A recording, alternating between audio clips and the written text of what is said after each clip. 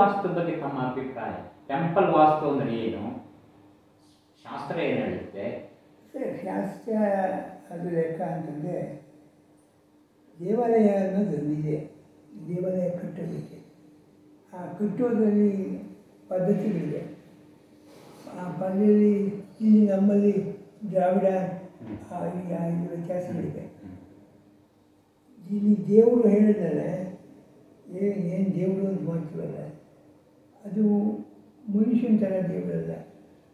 ನಾವು ಏನು ವಿಗ್ರಹ ಮಾಡ್ತೀವಲ್ಲ ಅದ್ರ ಮೇಲೆ ಅದಕ್ಕೆ ಆರೋಪವಾಗಿ ಬರುವಂಥದ್ದು ಆ ದೇವರು ಇರೋವಂಥದ್ದು, ಇಲ್ಲದೇ ಇರೋದಲ್ಲ. ಈಗ ನಾನು ವಿಗ್ರಹ ಮಾಡಿಕೊಟ್ಟಿದ್ದೀನಿ ಅಂದರೆ ಅದು ಪ್ರಾಣ ಪ್ರತಿಷ್ಠೆ ಆಗಿ ಅಲ್ಲಿದ್ದು ಅದರಿಂದ ಫಲ ಸಿಗುತ್ತೆ ಅಂತಂದು ಅದಿದೆ. ಅದರಿಂದ ಪ್ರತ್ಯೇಕ ದೇವರು ಈಗ ಅದನ್ನು ಮಾಡೋದೇ ಕೆಲಸ. ಈಗ ನೀವೇ ಏನು ದೇವ್ರು ಮಾಡ್ಕೊಂಡು ವಿಗ್ರಹ ಮಾಡ್ತೀನಿ ಅಂತ ಹೇಳ್ತಿದ್ದಾರೆ, ಆ ವಿಗ್ರಹ ಮಾಡೋ ಕ್ರಮಗಳಿವೆ. ಅದು ಒಬ್ಬೊಬ್ಬರದ್ದು ಒಂದೊಂದು ಕ್ರಮ, ಒಂದಿದು ಇದು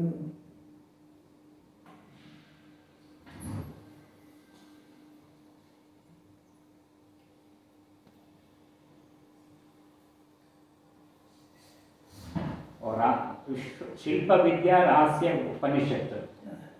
ನಾನು ಹೇಳಿದ್ದಲ್ಲ, ನಾನೇನು ಶಿಲ್ಪ ಅಂತ ಹೇಳಿದ್ದಲ್ಲ, ಅದಕ್ಕೆ 2 ಉಪನಿಷತ್ತಿದೆ.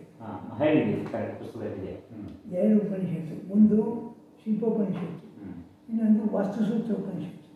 ಈಗ ನೀವು ಕೇಳಿದಂಥ ಪ್ರಶ್ನೆ ದೇವಾಲಯಕ್ಕೆ ಸೇರಿದ್ದು. ದೇವಾಲಯ ಅನ್ನೋದು ಹೇಗೆ ಅಂತಂದರೆ, ದೇವಾಲಯ ಕಟ್ಟಿದಾರಲ್ಲ, ದೇವಾಲಯವೇ ದೇವರು. ಅದರಲ್ಲಿ ದೇವ್ರನ್ನ ನೀವು ರೆಪ್ರೆಸೆಂಟೇಟಿವ್ ಆಗಿ ಇಟ್ಟಿದ್ದೀರಷ್ಟೇ. ಅವರು ಆ ದೇವಾಲಯ ಕಂಪ್ಲೀಟ್ ಗೋಪುರ ಶಿಖರ ಇದೆಯಲ್ಲ, ಶಿಖರದ ತನಕ ಅಡಿಭಾಗ ತನಕ ಅದೇ ದೇವರು. ನೀವು ಪೂಜೆ ಮಾಡಬೇಕಾದ್ದು ಒಳಗಿರೋ ದೇವರನ್ನ, ಮೂರ್ತಿಗಲ್ಲ, ಹೊರಗಿರೋ ದೇವರಿಗೆ ಪೂಜೆ ಮಾಡಬೇಕು. ಹೊರಗೆ ಅಂದರೆ ಈಗ ಏನು ಅಲ್ಲಿಯ ಎನರ್ಜಿ, ಪಂಚಭೂತಗಳ ಶಕ್ತಿ ಅಂತ ಹೇಳ್ಬೋದಾ? ಶಿಖರ ಇದೆಯಲ್ಲ ಸರ್, ಶಿಖರದಿಂದ ತಳ ತನಕ ಇದೆ. ಇದು ಬರೋದು ಹೇಗೆ ಅಂತಂದರೆ, ನಿಮಗೆ ಅಡಿಭಾಗದಲ್ಲಿ ಈಗ ಏನು ರಾಮ ಮಂದಿರದಲ್ಲಿ ರಾಮನ ಇಟ್ಟರಲ್ಲ, ಅದರ ಅಡಿಭಾಗದಲ್ಲಿ ರಾಮನ ಅಡಿಭಾಗ ಅಡಿ ಅಂದರೆ ರಾಮ ಇರೋದ ಮೇಲೆ ಕೆಳಗಡೆ ನಿಜಿಕುಂಭ ಅಂತ ಒಂದು ಹಾಕ್ತಾರೆ. ಅಲ್ಲಿ ನಿಜಿಕುಂಭದ ಮೇಲಿಂದ ರಾಮ ನಿಂತ್ಕೊಳ್ತಾನೆ. ಮೇಲೆ ಕಿರೀಟ ಇದೆ, ಆ ಕಿರೀಟದ ಮೇಲೆ ಕೆಲಸ ಕಳಸ, ಅದು ಅಮೃತ ಕುಂಭ ಅಂತಾರೆ.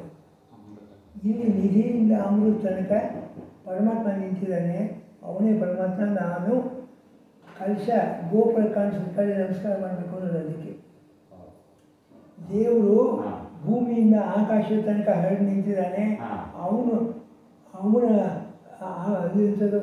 ಆಶೀರ್ವಾದ, ಅವನ ಬೆಂಬಲ, ಅವನು ನನಗೆ ಬೇಕು. ನಾನು ಬದುಕಬೇಕಾದ್ರೆ, ನಾನು ಚೆನ್ನಾಗಿರಬೇಕಾಗಿದ್ದರೆ, ನಾನು ಈಗ ಯಶಸ್ವಿ ಆಗಬೇಕಾದ್ರೆ ಜೀವನದಲ್ಲಿ ಇದು ಆಗಬೇಕು ಅಂತ.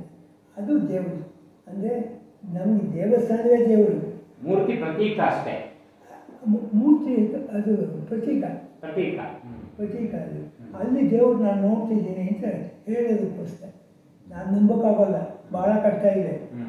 ಅಲ್ಲಿ ಅಲ್ಲಿ ದೇವರು ಇದ್ದಾನೆ ನಂಬುವಂಥ ಕೆಲಸ ಇದೆಯಲ್ಲ, ಮಹಾ ಕಷ್ಟ. ಅದಕ್ಕೋಸ್ಕರ ಪ್ರತೀಕಗಳು ಇಟ್ಕೊಂಡ್ರು. ಅಂದರೆ ಸಾಮಾನ್ಯವಾಗಿ ಅದನ್ನು ವಿಜುವಲೈಸ್ ಮಾಡೋಕ್ಕಾಗಲ್ಲ. ಹೌದು, ಭೂಮಿಯಿಂದ ಶಿಖರದವರೆಗೂ ಬರೋ ಎನರ್ಜಿನ ವಿಜುವಲೈಸ್ ಮಾಡೋಕ್ಕೆ ಕೊನೆಗೆ ಅಲ್ಲಿ ಲೆಕ್ಕ ಹೇಗೆ ಅಂದರೆ, ನಾನು ಮಲಗಿರೋವಾಗ ದೇವ್ರ ಕಡೆ ಕಾಲ್ ಮಾಡಬಾರ್ದು ಅಂತ ಅಲ್ಲಿ ತನಕ ಇದೆ. ಯಾಕೆ ಅಂತ ವಿಗ್ರಹ ಇಟ್ಕೊಂಡಿರ್ತೀವಿ, ಅದು ಇಲ್ಲ ದೇವರಿದು, ನಾನು ಕಾಲ್ ಮಾಡಿಲ್ಲ ಆಗಬಾರ್ದು ಅಂತ. ಆ ರೀತಿ ಇಟ್ಕೊಂಡಿದ್ದು. ಇದರಲ್ಲಿ ಇರೋದಿದು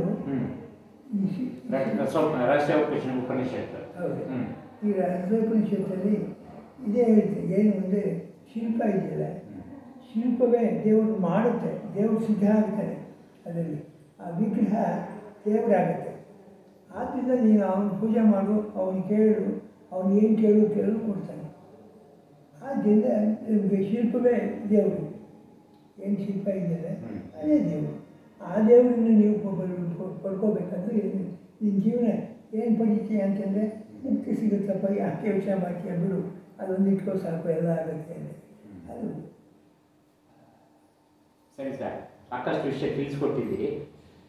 ಮತ್ತೆ ಪದೇ ಪದೇ ಬರ್ತಾ ಇರ್ತೀನಿ. ಇನ್ನು ಸುಮಾರು ವಿಚಾರಗಳಿದ್ದಾವೆ, ಎಲ್ಲನೂ ಒಂದೇ ದಿವಸ ನನಗೆ ಕೇಳೋದು ಗೊತ್ತಾಗಲ್ಲ. ಇನ್ನೊಂದು ಸ್ವಲ್ಪ ಓದ್ಕೊಂಡು ಆಮೇಲೆ ಬರ್ತೀನಿ. ಸೊ ತುಂಬ ವಿಚಾರ ಹೇಳ್ಕೊಟ್ಟಿ ಸರ್. ನಮಸ್ಕಾರ.